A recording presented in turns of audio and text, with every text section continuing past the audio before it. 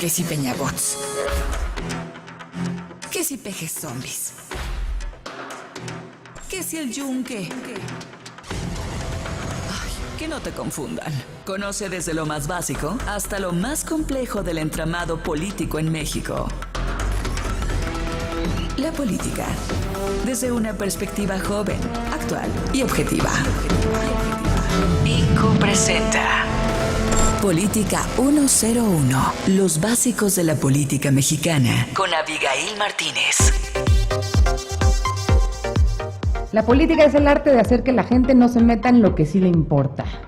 Bienvenidos a Política 101, un programa justo para que te vuelvas a meter en lo que sí te importa. Yo soy Abigail Martínez, estamos transmitiendo de las oficinas de IOS en la Torre Murano, aquí en la Ciudad de México, y transmitiendo a través de incu.mx.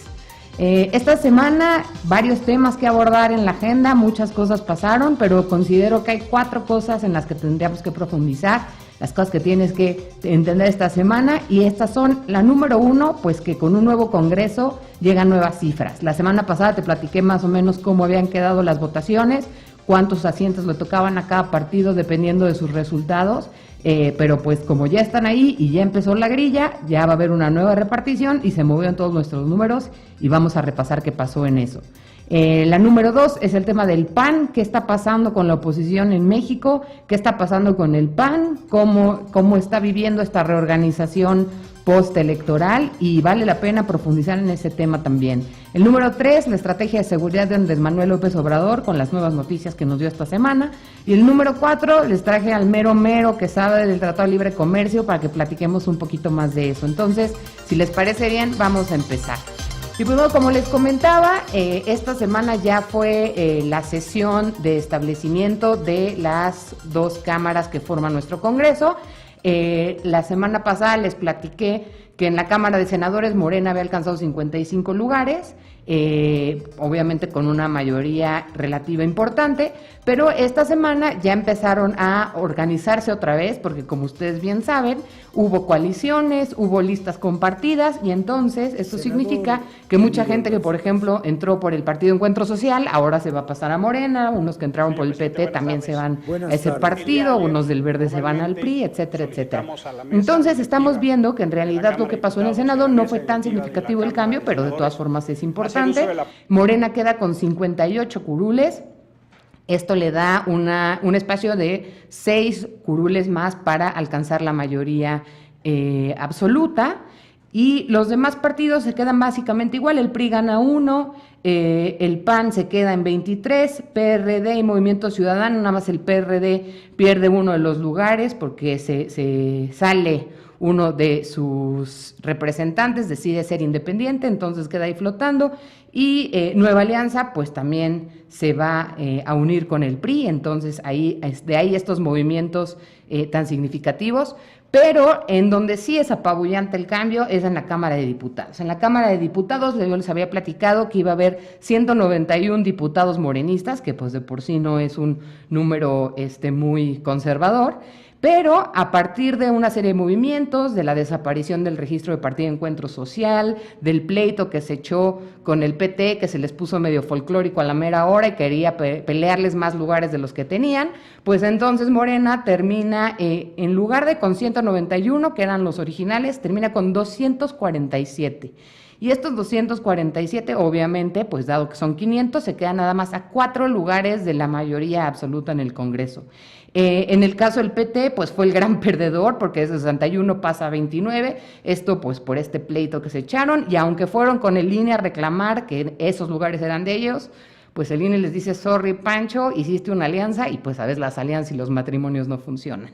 En el caso de Morena, pues esto significa que le faltan 5 lugares para la mayoría, y seguramente los va a conseguir, porque obviamente quedan ahí los flotantes del PRD, algunos de Movimiento Ciudadano, del PT, pues falta que convenzan a otro piquito para conseguir esta mayoría. ¿Y por qué es importante la mayoría?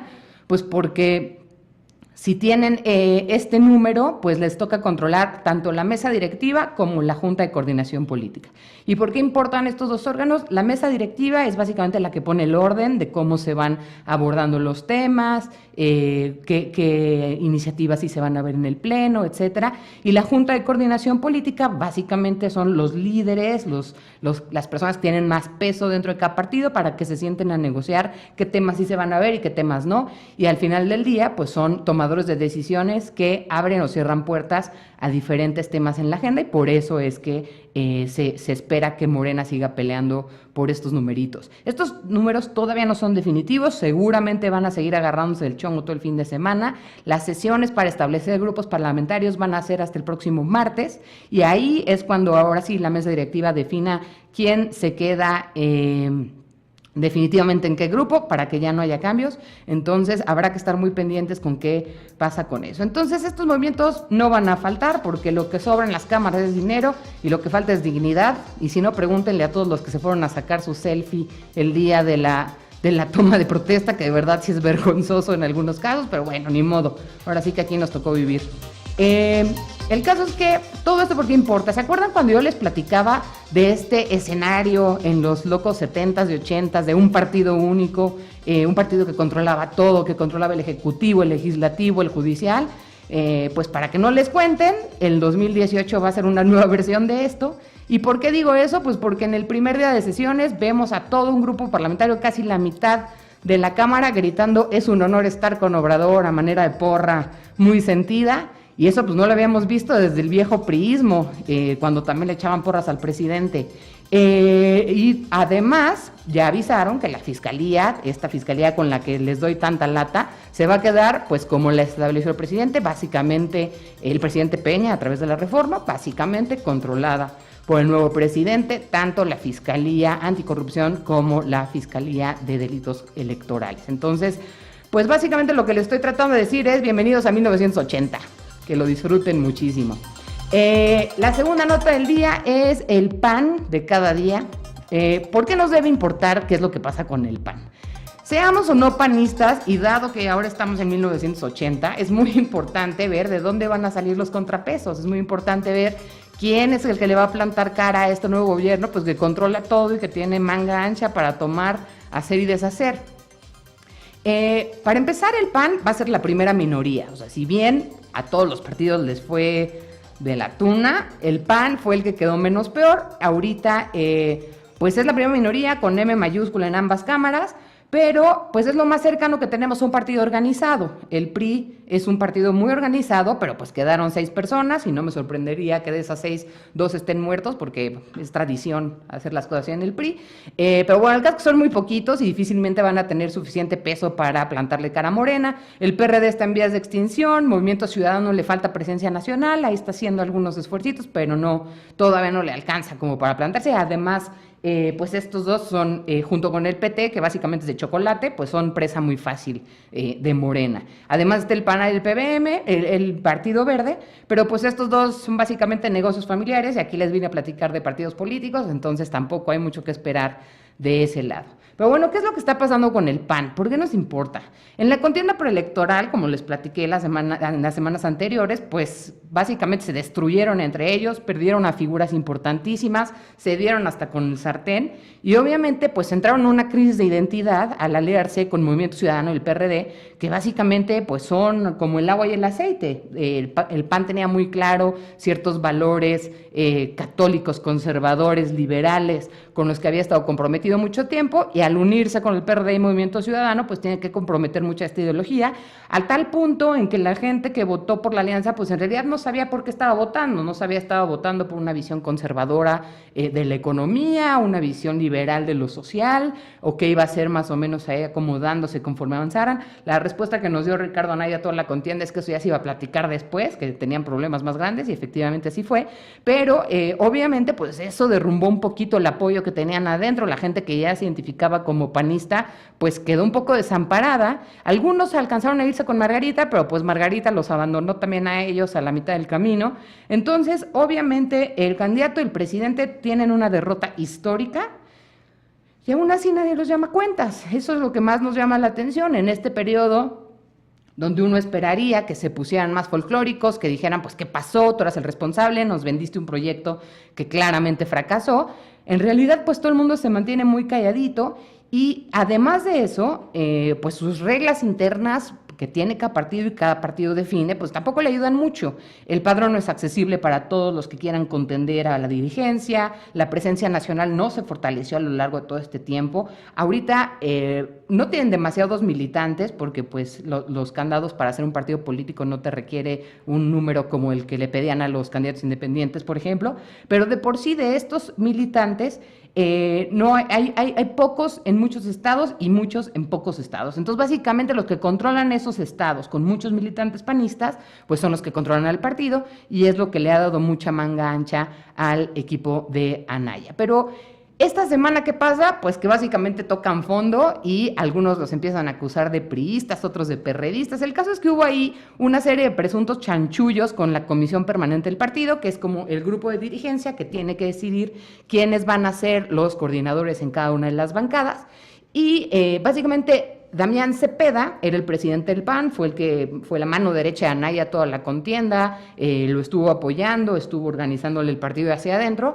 Él era el presidente del PAN. ¿Y qué hacen? Del miércoles al sábado pasado, pues dicen que se inventaron una comisión permanente en la que Cepeda básicamente le cede la presidencia a Marcelo Torres, y Marcelo Torres, oportunamente, pues me nombra a Damián Cepeda coordinador de la bancada en el Senado.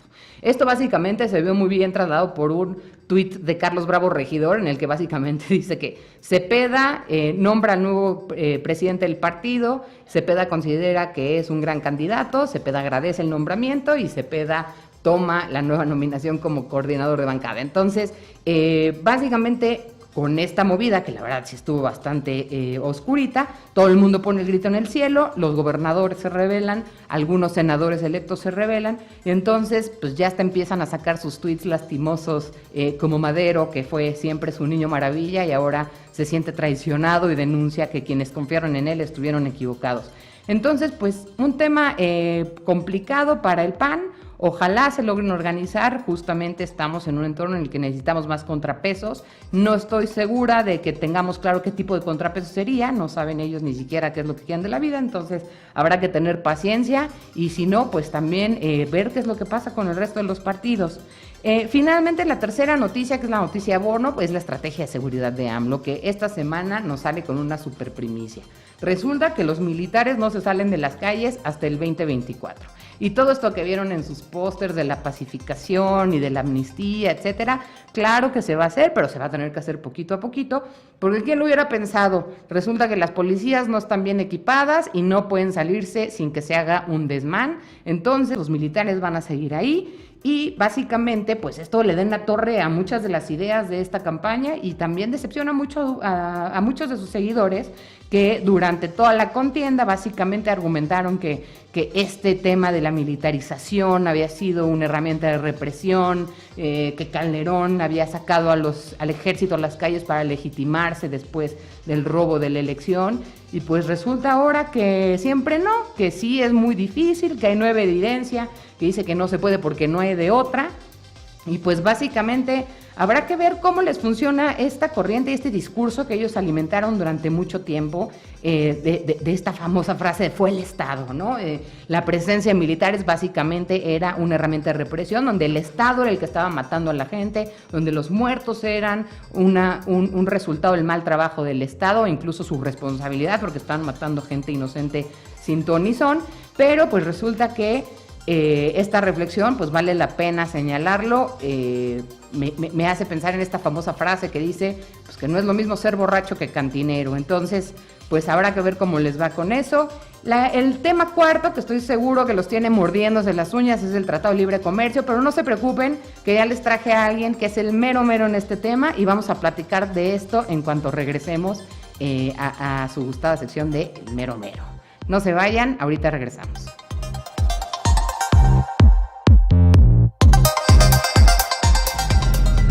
Sigue conectado a INCU. En un momento regresamos.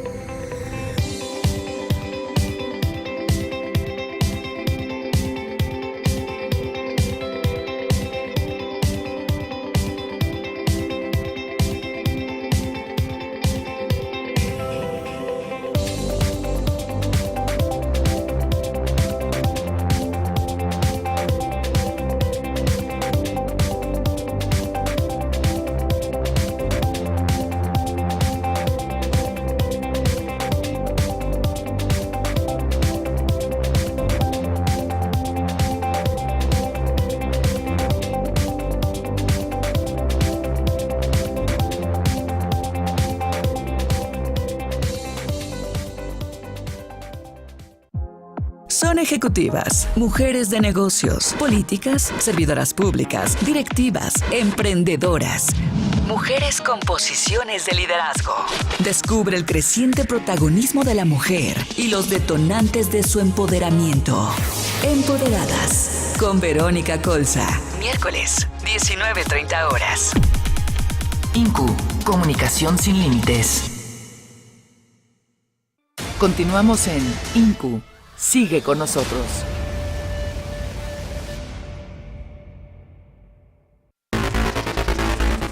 El mero mero. El mero mero.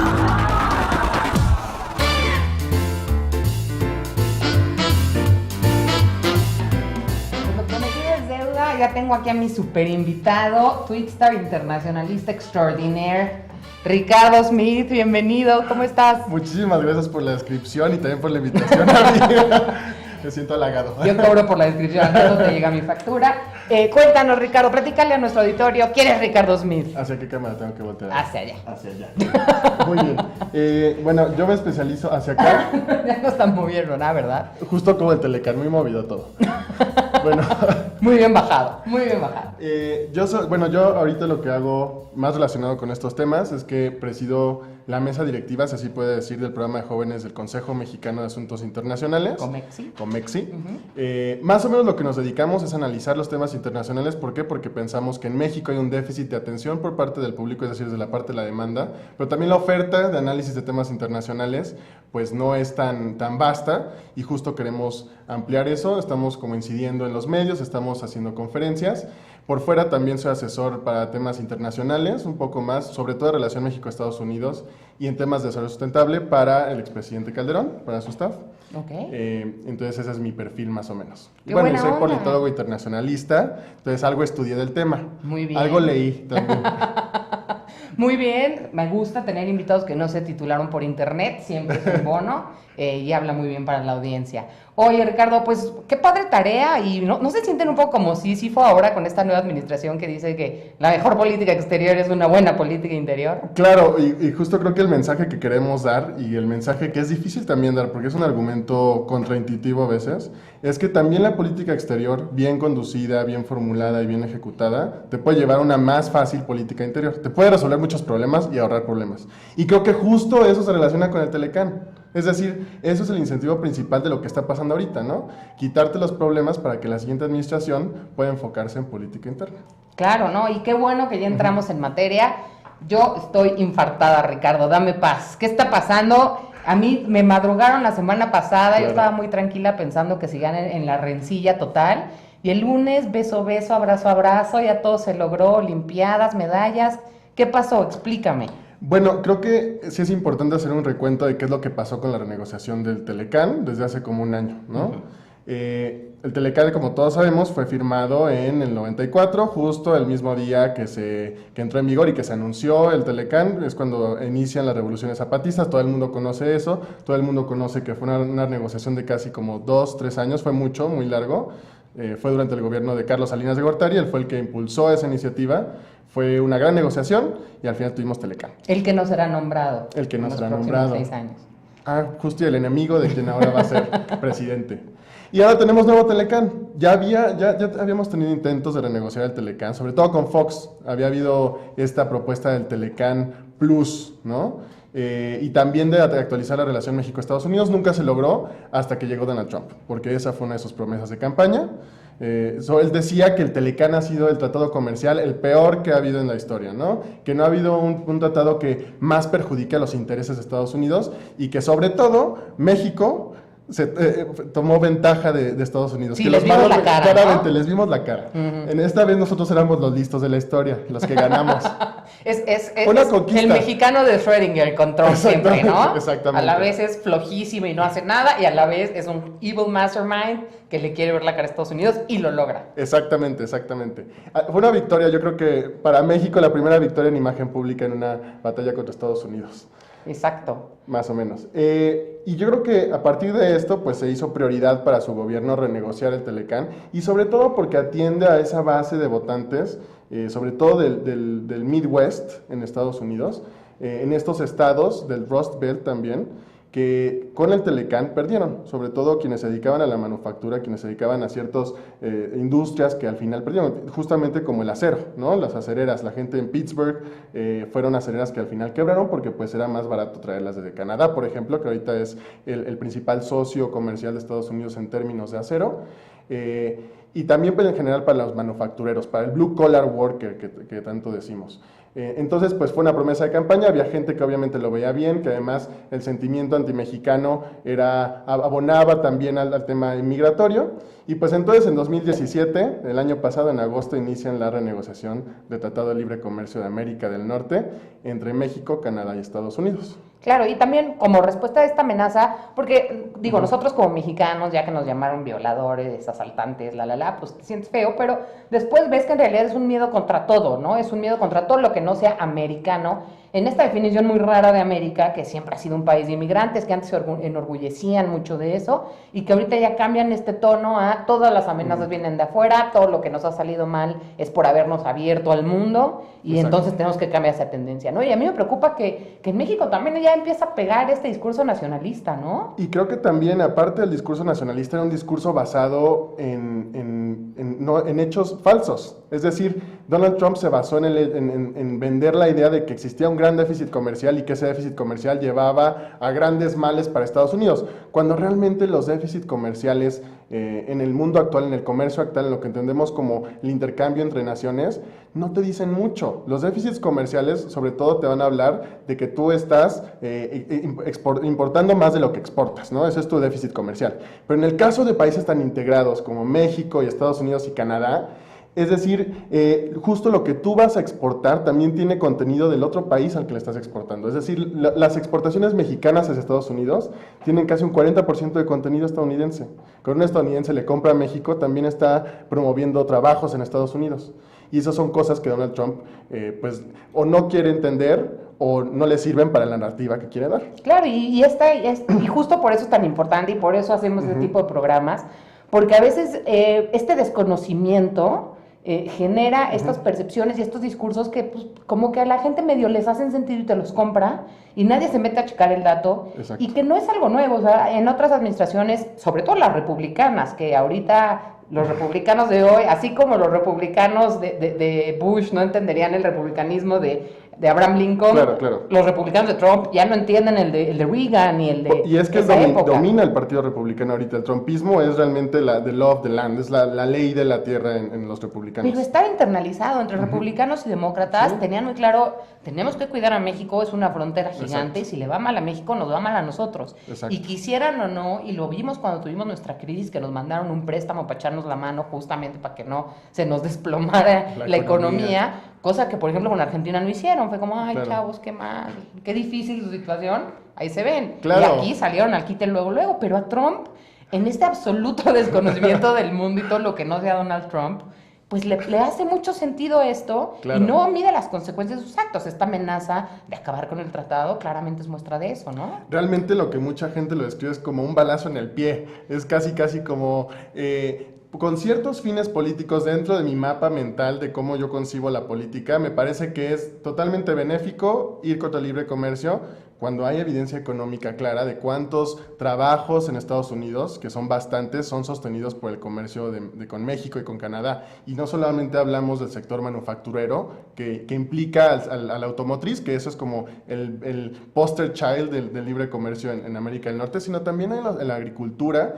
Tenemos flujos agrícolas muy importantes en los que México, por ejemplo, exporta jitomates, exporta aguacates, pero también le importa muchísimo maíz a Estados Unidos, ¿no? Y mano de obra. Y mano de obra. O sea, también. hay cosechas en Estados Unidos que si les cierras el flujo de mexicanos que estén dispuestos a ir a chambear, se les echan a perder, ¿eh? Claro. Y son pérdidas millonarias, no es de lo que vendió el tianguis la semana pasada. Y justo por eso el lobby en agrícola ha estado muy involucrado y justo fue quien de hecho salvó la renegociación del Telecán cuando en un principio Donald Trump iba ya a tirarlo, porque estaba a punto de firmar un decreto en el que decía yo me salgo del Telecán como una manera de estrategia negociadora. Como el TPP. ¿No? Como el TPP. En este caso creo que era una estrategia negociadora como de impulsar y obligar a Canadá y a México a meterse a la mesa, porque recordemos que en un principio todo el mundo aconsejaba a México, primero, ni siquiera aceptes la renegociación, ¿no? Ya una vez que se ve que es inminente y que Estados Unidos adopta una postura mucho más agresiva, entonces los tres socios se van a la mesa. Y esto lleva a rondas de negociación en las que tenemos casi 5. Creo que la sexta fue la que quedó inconclusa. 8, ¿no? Creo que no llegaron a la séptima. Entre la sexta y la séptima hubo como un hiato, que fue justo cuando la pausa llegó después de que Con Donald la elección, Trump, ¿no? antes de la elección, en mayo. En mayo es cuando existe este hiato y justo es como una respuesta al hecho de que primero viene la elección, pero también viene después de que Estados Unidos impone aranceles al aluminio y al acero a todos los socios comerciales. En un principio lo habían puesto a todo el mundo, después había dado una exención a Canadá y a México, pero esa exención era como una manera de presionarlos, como de decirles, pues mira, yo te di pase en blanco, esta es una carta blanca, pero pues esto puede expirar en un mes o dos, así que o te sientas otra vez a renegociar. Entonces en mayo es cuando se da esta ronda entre ministros, entre Chrystia Freeland, que ya es toda una rockstar de las redes sociales. Ya sé, los canadienses ya la quieren nombrar Canadian of the Year. Bueno, es buena, ¿no? Me parece que es un símbolo feminista, ecologista de todo. Exacto, no, sí, ella muy bien, la felicito, pero a ver, yo estoy infartada en particular. Obviamente me preocupaba esta amenaza de que no hubiera tratado. Los que medio tratamos de entender economía, nos queda muy claro que no es fácil, no es tan fácil hecho que dicho, ¿no? Sí. Pero me choca que le encordemos el caldo a Donald Trump, o sea, a mis ojos es perfecto, puede ser un imbécil, portarte así, amenazar. Y los demás van a decir, no, que no se enoja, hay que firmar lo que él diga, porque mejor eso que nada, que no... O sea, y sobre todo porque en esta semana que ya empiezan a discutir más los detalles, empiezan a generar este sentimiento de, ahora sí nos doblamos, ya, dejamos que nos hicieran suyos y todo está mal, y qué mal que aceptamos este tratado. ¿Es cierto? ¿Qué tan cierto es esto? Yo creo que sí, o sea, sin dudas, la imagen que da el gobierno y la imagen que yo leo, sí es una desesperación por tener tratado antes de que llegue Andrés Manuel a la presidencia, ¿no? Y antes de que Peña Nieto salga. Es decir, hay un interés de las dos partes, un interés muy político, tanto de la administración saliente como del entrante, de firmar el tratado a pesar del costo en términos de imagen pública que eso pueda implicar. Y yo lo que creo, mi lectura sería que, primero, pues Peña Nieto... no sé si viste, deben de ver el spot que tiene Peña Nieto sobre cuando invitó a Donald Trump, ¿no? La interpretación histórica. No lo vean, se van a suicidar. Pero véanlo porque es interesante, te da la respuesta, creo. Es patético, básicamente es sí. Como, a ver, sí la cagamos al traerlo, pero ya lo arreglamos. Exacto, pero eso es justo lo que creo que quieren vender. Es decir, creo que ellos están desesperados porque antes de que Peña Nieto se vaya el último día de noviembre, quiere dejar claro que pues... Ustedes, a ver, mexicanos, me vieron a mí como un tonto invitando aquí al impresentable. ¿Quién es el tonto ahora? ¿Quién es el tonto ahora? Yo logré negociar el Tratado de Libre Comercio, que además nadie ha logrado negociar en términos comerciales con Trump hasta ahora. O sea, México ahorita sería Pero hay que preguntarse por qué. Exacto. O sea, no es que, Donald Trump de repente ya se dio cuenta de sus errores y de la grandeza del gobierno mexicano. Ajá, y de lo útiles que somos para su economía y decidió de echar atrás todas sus tonterías. O sea, no hemos visto la letra fina. ¿Y eso no te preocupa? A mí me preocupa bastante, sí es cierto, pero bueno, o sea, creo que esa es la lectura política, regresando a justo eso, es que a Peña Nieto le importa, o sea, creo que él está dispuesto a sufrir ese costo en verse mal, y pues a Andrés Manuel también le importa muchísimo, porque realmente Andrés Manuel y su equipo no tienen una estrategia clara sobre el Telecán. Si tú te acuerdas en la campaña, cuando le preguntaban a Andrés Manuel en los debates, bueno, ¿y cuál es tu estrategia sobre el Telecán? La respuesta de Andrés Manuel era que él, gracias a su capacidad personal y su carisma interno, iba a lograr que Donald Trump se sentara a la mesa y fuera razonable. Eso era casi la explicación. Sí. Esto ya se volvió un conteo de los momentos más patéticos en la televisión mexicana, porque eso también... Voy a invocar a mi maestra de kinder interior y voy a hacer que Donald nos entienda. Bueno, pero justo eso es lo que pasó y es lo que pasa. O sea, nadie quería, o sea, todos los incentivos se alinearon para que pasara este tratado y para que nos viéramos pésimo. Ahora, la lectura sobre la imagen que tú tienes, yo también la comparto. Es decir, recordemos lo que en la conferencia esta de prensa en la oficina oval, en la Casa Blanca, en la que Donald Trump está sentado y está con Ildefonso Guajardo, con Lighthizer, está Videgaray y está creo que Jesús Seade, no me acuerdo. Y Peña Nieto sale una voz en off, es decir, Peña Nieto sale como una utilería en el teatrito en el que Donald Trump es el protagonista, Por ¿sabes? supuesto, porque ese era su máximo en la vida. Exacto. Justo en la semana en donde meten al voto la mitad de su equipo, tener esta imagen de vean cómo logré negociar porque I am The Art of the Deal. Yo soy The Art of the Deal, exacto. lo logré. Tengo al presidente Peña aquí como una botarga, platicándome por el teléfono. Y diciendo Tengo tonterías. a su séquito aquí echándome flores, diciendo tonterías, ofreciéndome alcohol, un abstemio, literalmente. No, o sea, todo fue verdaderamente patético. Exactamente, Pero, exactamente. ¿qué gana Peña con esto? ¿Qué gana Peña con arrastrarse? ¿Qué gana Peña con firmar un acuerdo que ahora todo el mundo se le está volteando que porque quedó en pésimos términos? ¿Por qué no dejarle esta bomba de tiempo a Andrés Manuel? ¿Por qué la necedad? Porque creo que justamente está en una posición en la que ya está desesperado. O sea, él sabe que su legado, el legado para todos los mexicanos y para la prensa ahorita de Peña Nieto es nada, ¿no? Realmente no solamente es neutro, ¿no? Sino es negativo. O sea, nos quitó más de lo que nos dio en la lectura Yo no pública. comparto esa lectura, by the way. Bueno, yo también creo que en términos de las reformas, yo creo que... Sí, eran valiosas, sí. Hubo cosas valiosas, Ajá. pero siento que en términos de la opinión pública, lo que el mexicano promedio te dice es que nos dejó peor de lo que... No, la corrupción se comió todo, ¿no? Exactamente. Ellos no son otra cosa que corrupción. Exactamente. Y por ende estas reformas, aunque técnicamente los especialistas digan que son buenas, seguramente son corrupción porque las hicieron ellos. Exactamente, entonces creo que sí es una decisión tomada desde una postura de estoy desesperado por dejar un legado, porque al final un presidente que ya está en la etapa de lame duck o en la que ya no es políticamente relevante, creo que su batalla es por el legado, su batalla es por la interpretación de la historia. Esto ya es un dead dog, o sea, esto Bueno, ya sí, es, claro, esto ya es claro. dog food, o sea, ya no es nada. Claro. Y pues yo creo que eso yo creo que es el incentivo de Peña Nieto, esa es la lectura que tendría. De Andrés Manuel, pues es claro que él no quiere echarse el pleito de enfrentarse a alguien como Trump, que es extrañísimo, es impredecible y aparte es manchado. O sea, o sea, también él realmente no le importa si te hace quedar pésimo, como lo está haciendo con Trudeau, que ahorita es su punching bag favorito. O sea, que qué bueno que nos dio un respirito a los mexicanos. Exacto. Que a ver cuánto nos dura el gusto. Pero es muy curioso, Porque justamente. el lunes eran abrazos, besos, armonía, Sí. y el día siguiente, sí, no se preocupen, el muro viene en las cláusulas del tratado, casi. Claro. ¿Qué onda? Pues eso es claramente una señal de que Donald Trump lo único que le preocupa es cómo queda frente a sus electores. Esa es una manera de salvar también la narrativa, ¿no? Lo que hablan del spin, los spin doctors de la Casa Blanca de Trump, pues están preocupados no solamente de firmar un tratado, sino de venderlo de la manera adecuada. Creo que esas son las dos etapas de cuando tú haces un tratado internacional. Tienes que negociar con tu contraparte en el exterior, pero también tienes que negociar hacia adentro para hacerles creer a todos que pues, si tomaste las decisiones correctas. Y medio lo hicieron con esta onda del cuarto de al lado. O sea, yo esperaría que dentro, o sea, que a lo mejor sí, obviamente, ser una negociación iban a tener que ceder en algunas cosas. Exacto. Pero yo esperaría que, dado que ahí estaban los sectores representados, pues que debería haber no sorpresas de, ¿te acuerdas lo que nos dijiste? Bueno, ya no lo vamos a hacer. Sí. Y ya está aquí firmado. Que bueno, esa es otra. ¿Está firmado el tratado? Hasta donde sin Canadá no se puede, ¿no? Ahí están dos puntos importantísimos que yo creo que sí hay que aclarar para la gente que está escuchando o viendo o las dos. O sus mascotas que su dueño murió y se quedaron viéndonos. También ustedes.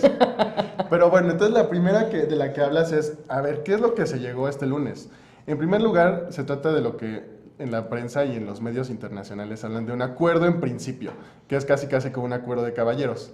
Así de... Con Donald Trump. Buena suerte con eso. Ajá. Entre Donald Trump y Peña Nieto. Uf. Es como The Three Gentlemen. Los tres amigos. Los tres amigos. Ajá. Los Entonces, dos amigos. Sí, porque bueno, Canadá estaba un poquito relegado. Sí. Porque yo creo que es muy interesante, después hablaremos de por qué Canadá está relegado. ¿Cuáles son los temas que impiden que se meta? Sí, claro, hicimos mal. Le dimos la espalda a nuestro buen nuestro amigo. amigo. Deja con para amigo. ver más adelante. Pero justo creo que lo que sí hay que entender es que no es un acuerdo. No está nada en texto. O sea, justo nada más es una especie de sentarse a negociar y decir como, bueno, estamos de acuerdo en términos muy generales que esto es lo que se va a hacer e intentaremos que el entendimiento que tuvimos se traslade a palabras o a un texto diplomático, que ya sabes que también es todo un rollo, pasar a palabras exactas, lo que quieres, tu deseo, ¿no? Tu voluntad. Entonces, eso es lo que se tiene, realmente no hay nada firmado. Las temporalidades son las siguientes. Se supone que para que tú tengas algo que se llama la Autoridad de Promoción Comercial, le dicen el Fast Track. es decir, te vas por la vía rápida. Para irte por la vía rápida necesitas la autorización del Congreso. ¿Y por qué es importante tener la vía rápida en Estados Unidos? Porque es la única manera en la que tú te puedes ahorrar todo el morlote de negociar con los legisladores punto por punto del tratado. Así como, Si es un poder que le dan a Trump para que él negocie. Para que negocie, exacto. ¿No? Es como una especie de carta blanca en la que le dicen, ok, tú negocia con toda libertad. Cuando termines, llegas y nos entregas nada más un texto y nosotros votamos si sí o no, sin tener que meternos a cada cláusula y estaría... Exactamente. Sobre todo porque ahorita Trump controla las cámaras y básicamente es un voto de confianza de su partido, ¿no? Exactamente, es un voto de confianza. En otras palabras, creo que eso lo resume muy bien. Pero las reglas lo que dicen es que tienes que presentar al menos la intención de firmar el tratado 90 días antes. Es decir, tienen hasta hoy o mañana. Mañana es más preciso. Esa era la cláusula que puso Donald Trump para firmar este tratado. Para Canadá. Para todos. O sea, para Canadá se la puso, pero también para México dijo como, a ver, si tú México quieres que lo firme Peña Nieto y no Andrés Manuel, entonces tienes que hacerlo ya este viernes y pues nos vemos antes de que empiece diciembre, para que ya esté listo, ¿no? Y se firme. Entonces esa es la temporalidad, por eso se hizo todo esto, pero hasta ahorita es un acuerdo en principio. En segundo lugar, ¿cuál fue la otra pregunta que me hiciste? Que es importante también. El tema de Canadá. ¿Hicimos mal en darle la espalda a Canadá? Mira, no sé si hicimos mal. Yo creo que al final son temas muy complicados de estrategia de negociación. Y creo que lo que sí puedo analizar muy claramente es lo que gana México con hacerlo y lo que pierde, ¿no? Pues lo que ganamos es que al menos es mucho más fácil para México tener certidumbre, porque sí es cierto que era muy probable que no se firmara el acuerdo, que Donald Trump se enojara, que se peleara con Canadá y que entonces se perdiera la negociación. Y también la perspectiva es mejor tener un acuerdo que al menos continúe con la mayoría de lo que existía en el Telecán, a no tener acuerdo para nada, del todo. Y que nuestra moneda, sobre todo, que el peso mexicano y que la confianza de los inversionistas en México sea un vaivén político con base en cada declaración que tiene Donald Trump, ¿no? Es una manera de blindarnos, entonces yo lo entendería por esa parte. Además de que Canadá hubiera hecho seguramente lo mismo. Bueno, no, de hecho lo anunciaron en su momento, hace, no me acuerdo si 2 o 3 meses. Sí. Que hubo una nota que decían, a ver, Canadá va a velar por Canadá y México velará por México. Exacto. Obviamente queremos que sea en paz, etcétera, pero básicamente sí fue un fair warning de, pues cada quien tendrá que hacer lo que tenga que hacer. Exacto. Ahora, eso obviamente me libera un poco mi conciencia. De que ellos hubieran hecho lo mismo. Sí, por supuesto. En nuestro lugar. Pero yo sí soy de los que apoyaban esta visión de negociar en bloque ante Trump. Sí. Es mucho mejor. O sea, va a ser más fácil acorralarlo un poco más en bloque que cada uno solito, ¿no? Eso es cierto, y también es cierto en términos más técnicos que el hecho de quitar a Canadá de la ecuación lo que hace es correr el riesgo de desbaratar toda la ventaja competitiva de lo que era la región de América del Norte. O sea, el Telecán no solamente importaba por las cláusulas que te quitaban los aranceles, ¿no? Importaba también porque era una señal a los inversionistas. Los tratados de libre comercio son sobre todo señales a inversionistas y salvaguardas a las inversiones. Es decir, hay cláusulas que te dicen tu inversión está protegida con tal y tal mecanismo, ¿no? Entonces eran especies de salvaguardas para los inversionistas de decir, hay una región donde hay reglas, donde estamos todos integrados, en tú puedes venir a invertir y tu planta en Estados Unidos, en el centro de Estados Unidos, puede tener insumos de Canadá, insumos de México. Y va a ser competitiva para la región y para el continente y para las otras áreas con las que estamos conectados. Exactamente, entonces también eso te garantizaba que, por ejemplo, podía ser competitivo con grandes gigantes como eran los asiáticos, que además, pues ellos además tienen métodos de producción, tienen lógicas de trabajo muy diferentes que los hacen totalmente competitivos con las marcas americanas o incluso con las europeas que están en la región. Entonces, sí hay un peligro de que esto se acabe, de que estas les llaman cadenas de valor integradas o trilaterales, se desbaraten. Y entonces que estas ventajas competitivas, es decir, que Canadá se dedicaba a lo que era mejor haciendo para que dejarle el espacio a que Estados Unidos se dedicara a lo que es mejor haciendo y México hiciera lo propio. Economía 101, a punto de desarrollarse en incu.mx. Y ahora ya no. Ahora eso ya no va a ser cierto. Oye, pero a ver, esto cobra importancia por lo que nos decías del permiso de Trump. Hasta donde yo tengo entendido, el poder de negociación que tiene Trump era para negociar un tratado trilateral. Exacto. Entonces, si Canadá se queda fuera de la ecuación, que es como otro punto a favor de por qué no debíamos darle la espalda, ¿camina el acuerdo bilateral? Pues el problema es que con Donald Trump nunca hay muchos vacíos legales constitucionales en Estados Unidos. Sobre todo, ¿te acuerdas cuando denunció el Tratado de París, el Acuerdo de París? No queda muy claro si tenía la autoridad para hacerlo, pero tiene mayoría en las cámaras. Sí, dime quién se va a meter con él en un tema muy constitucional en el que hay un loophole, un hoyo negro legal, ¿no? Entonces, realmente, nadie está seguro en Estados Unidos. Hay voces que dicen, no, es que tu acuerdo, la autoridad esta de promoción comercial no te cubre un tratado bilateral, sino uno trilateral. Pero pues Donald Trump realmente le vale lo que sea. El Tratado de Libre Comercio. El Tratado de Libre Comercio. No, le vale la Constitución. Realmente, para él, pues, la ley, ya sabemos que para él la ley es como un estorbo que debe ser o cortado o se tiene que rodeado, rodeado, ¿no? Exacto, franqueado. Entonces, creo que realmente son ese impedimento. De hecho, ya el día de hoy, ya hubo la noticia, ya hubo el envío de un memo por parte de la Autoridad Comercial de Estados Unidos, que es Robert Lighthizer, quien la encabeza, en el que ya notifica al Congreso que, pues mira, ya tenemos un tratado con México y con Canadá en principio, pero pues depende de cómo negociemos, pero pues ya, yo te notifiqué, eso pasó hace 2 horas, entonces ya sucedió. Y es muy probable que alguien tenga primero la iniciativa y también tenga el capital político para echarse una batalla de tal nivel con el gobierno federal, ¿no? Y menos va a pasar desde el lado republicano.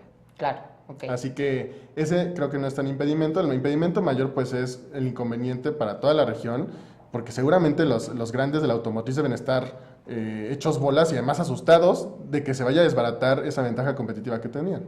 ¿Y qué pasa si en noviembre Trump pierde las cámaras? ¿Esto va para atrás? Nos quedamos con el Telecán como estaba y ya nada de esto pasó y tan. ¿Qué hacemos ahí? Es muy probable, si él pierde las cámaras, que la negociación vaya para largo. Y si es que no se firma antes de que toman protesta los nuevos legisladores, que es creo que el 3 de enero, es cuando entra la nueva legislatura.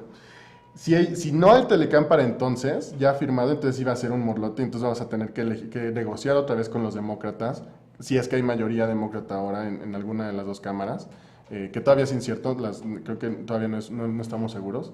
Entonces, sin duda va a ser para México y para Canadá y para Estados Unidos va a ser totalmente complicado, va a ser una maraña de intereses políticos, ¿no? De por qué México tendría que estar vendiendo un acuerdo comercial que al final tuvo que negociar con Donald Trump bajo presión frente a los demócratas. O sea, al final México va a ser una posición totalmente complicada, ¿no? En una situación incómoda. Entonces sí creo que es un peligro de que suceda. ¿Y no sería también a lo mejor una apuesta estratégica de Peña Nieto de decir, a ver, yo le eché todas las ganas del mundo, pero sabiendo cómo es Trump, sé que no va a salir, y ya, le aviento la pelotita Andrés Manuel y suerte con tu política interior, es la mejor política exterior? Creo que eso sería súper interesante y ahí veríamos qué capacidades tiene Andrés Manuel para manejar la política exterior. Pero bueno, creo que antes de que se nos acabe el tiempo sí es importante destacar cuáles son los temas para los que hay que estar pendientes de la negociación entre Canadá y Estados Unidos. Me encanta. Porque es el resultado. O sea, ahorita México realmente es como el que ya se salió del juego, se sienta a un ladito y pues está viendo negociar a Trump y a Trudeau. Los temas son 2, sobre todo es muy curioso porque es el sector de los lácteos. Ahorita es la leche la que está provocando toda esta pelea. Y la madera en menor medida, pero también la madera en menor medida, ¿no? Pero sobre todo es la leche porque hay un sistema que es de más o menos control de la oferta, en la que el gobierno canadiense es muy curioso porque es casi un modelo de manejo centralizado de la economía, en la que hay cuotas a la producción de leche. Les dicen a los productores, tú produces tanto, tú tanto, tú y tanto, para que entre todos puedan cubrir la demanda de leche en Canadá o lo que esperamos que demanden este año o el siguiente Canadá, a fin de que los precios no bajen y entonces los productores puedan sobrevivir, porque entonces si hay mucha competencia y bajan los precios, pues se mueren los productores. El chiste es que esto termina siendo también muchos aranceles altos para las importaciones de leche y eso no le gusta a Trump, porque entonces la gente que produce leche en Wisconsin se queja y dice como, oye, yo quiero entrar al mercado canadiense. Claro. Es el lobbying de la leche en Canadá es súper fuerte, así que ahí Trudeau está entre la espada y la pared, entre el lobbying interno y Donald Trump. Sí, total que Trudeau tiene la del cuetero, ¿no? Ahorita Trudeau está súper mal, está en un lugar muy difícil. Justin, si necesitas un abrazo, por favor ven, yo estoy feliz de consolarte en estos difíciles momentos. Y también playeras de apoyo a Trudeau podemos empezar a ver. Je suis Trudeau. Je suis Trudeau. Oye, muchísimas gracias, Ricardo, qué maravilla tenerte, qué agasajo el tema, creo que da para largo, seguro te tendremos aquí otra vez. Claro que sí. Muchísimas gracias a ustedes por estar con nosotros. Les recuerdo que pueden ver el programa el lunes a las 7:30 de la noche a través de incu.mx. También síganos en Twitter, a mí en avi-mt o @incumx. Ricardo, ¿dónde te seguimos? Me siguen en Twitter en @ric-smn o en Facebook también posteo mucho, Ricardo Smith.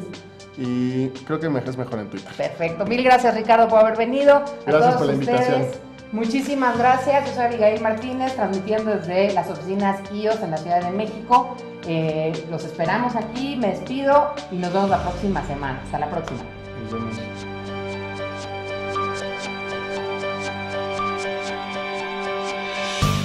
Logro desbloqueado. Ahora conoces más sobre la enmarañada política mexicana. Yo soy el de más edad.